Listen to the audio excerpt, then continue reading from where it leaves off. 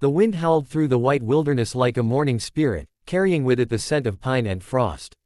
Snow stretched endlessly across the valley, blanketing every fallen branch and silent stream beneath its icy weight. The sun, pale and distant, struggled to rise above the jagged peaks, its light scattering in ghostly rays through the mist. Beneath a cluster of frozen pines lay a figure, a woman, still as death, her hair tangled with snow, her breath barely a whisper.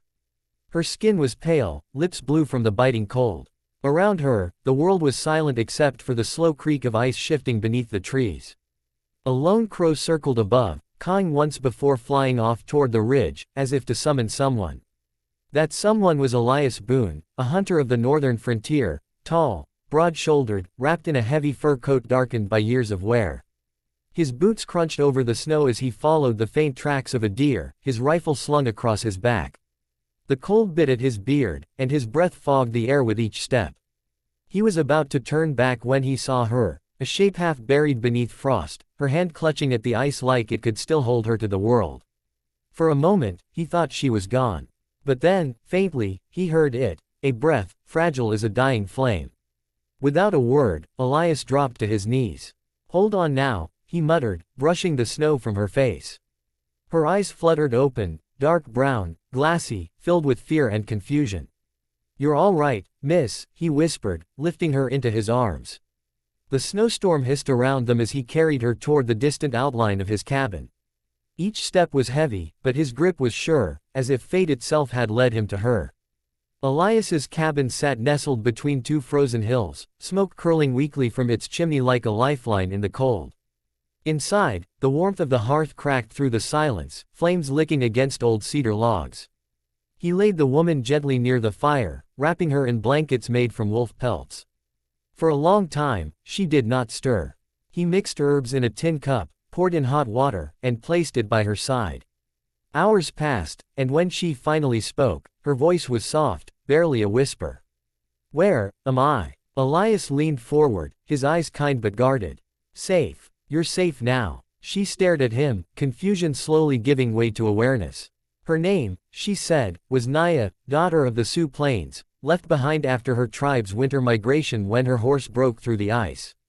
Her voice trembled when she spoke of it, the cold, the loneliness, the way the snow swallowed every sound until even her prayers froze. Elias listened quietly, saying little, only feeding the fire and glancing at her from time to time. She noticed his hands, scarred from years of hunting, moving with a gentleness that did not match his rugged face. When she shivered, he wordlessly draped another pelt over her shoulders. The flickering firelight painted the cabin walls in gold and amber, casting shadows that danced like ghosts of forgotten warmth. Outside, the storm raged. Inside, time slowed. Naya's heartbeat steadied, her eyes following the hunter's every move. She whispered, "You saved me." Elias shook his head. The fire did. But she smiled faintly, a smile that warmed him deeper than the flames ever could. For the first time in years, Elias Boone felt something melt inside him, something he thought the cold had long since taken. The cabin was small, made of dark pine and rough-hewn logs, but it stood strong against the whispering storms that clawed across the white wilderness. Inside, the crackle of a small fire painted orange ripples across the hunter's rugged face as he worked silently beside the cot. The woman still lay, motionless, her skin pale as frost, her lips trembling even beneath the wool blanket he had wrapped around her. For hours, he had tried everything he knew: warm broth, fire-heated stones pressed near her hands, gentle rubbing to bring back the color of life. But still, her breath came in fragile clouds, fading each time the wind howled through the gaps in the window frames. He wasn't sure who she was or where she'd come from, but something about her face, the faint freckles on her nose, the streak of dark hair frozen against her cheek, stirred something long buried in him, a tenderness he thought he had lost when the frontier took everything he loved. As dawn painted the icy woods in shades of silver and rose, she stirred. Just a whisper, a twitch of fingers, the faintest groan, but it was enough to pull him closer. Her eyes fluttered open, hazy and wild, like someone waking from centuries of sleep. She gasped and tried to sit up, clutching the blanket to her chest. "Easy," he said in a low voice, rough yet careful, like wind through gravel. "You're safe now." She blinked, scanning the room, the fire, the bare pelts on the wall, the steaming cup near the bed. Her voice cracked when she spoke. Where am I? Hunter's Ridge, he replied simply. You were out there in the storm. Barely breathing. She closed her eyes, as if trying to remember. I was. Running days melted into one another like snowflakes falling into a stream. The woman, whose name he finally learned was Elara, began to recover under his quiet care. Her cheeks regained a gentle flush, her voice found its warmth again, and soon her laughter began to echo softly within the wooden walls of that lonely hunter's cabin. The man, Silas, had lived years in solitude, speaking more to the forest than to people. But since Elara's arrival, even the silence outside felt less cruel. He would chop wood while she prepared broth near the fire, her movements still slow, graceful, and somehow fragile, as if she was still half belonging to the snow. Sometimes, she would stand near the window, wrapped in his old fur coat, staring at the forest with a strange sadness in her eyes. You saved me, she said once, her voice trembling like frost-laced leaves. But you don't even know who I am. Silas had only looked at her then, the firelight reflecting in his gray eyes. Doesn't matter, he said. You're here now. That's enough. One evening, when the storm outside grew wild again, they both sat beside the fire. The orange glow painted her face in a way that made time slow down. She told him little pieces of her past, how she had been traveling through the mountains with a small trading group that never made it out alive when the avalanche hit. Her words broke, tears tracing her cheeks.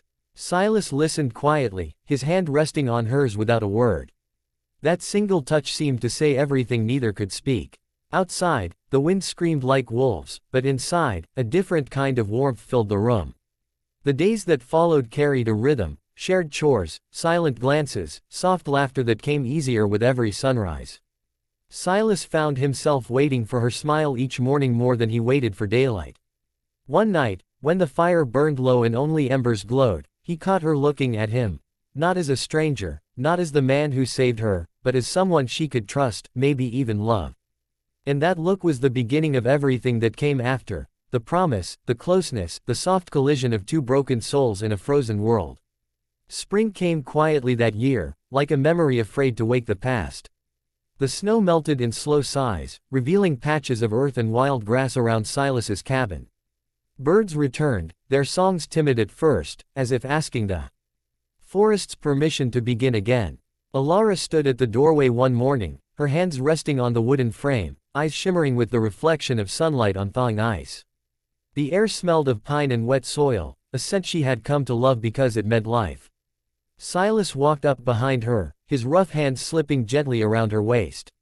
Looks like the forest's finally breathing again, he whispered.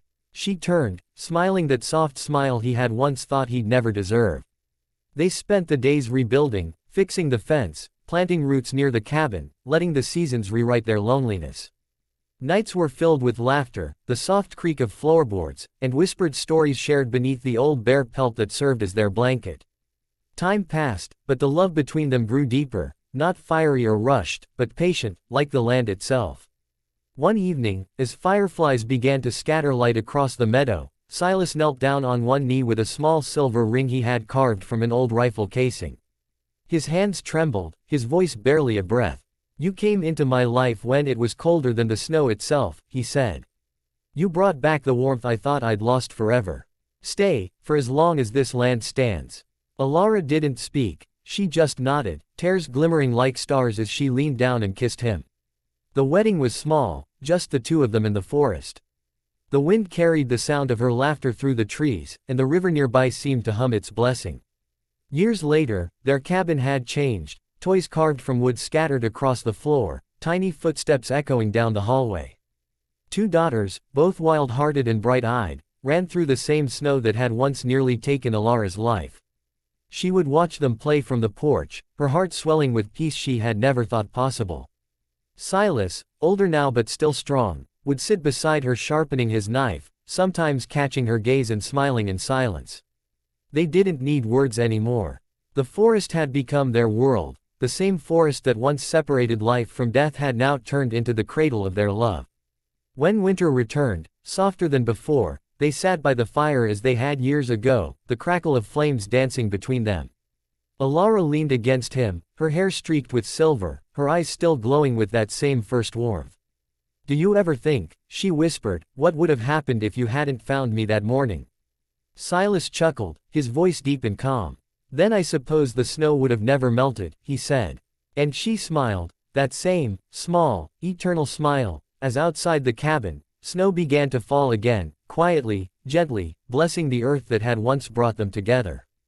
As the screen fades to black, the echo of their laughter lingers over the howling wind.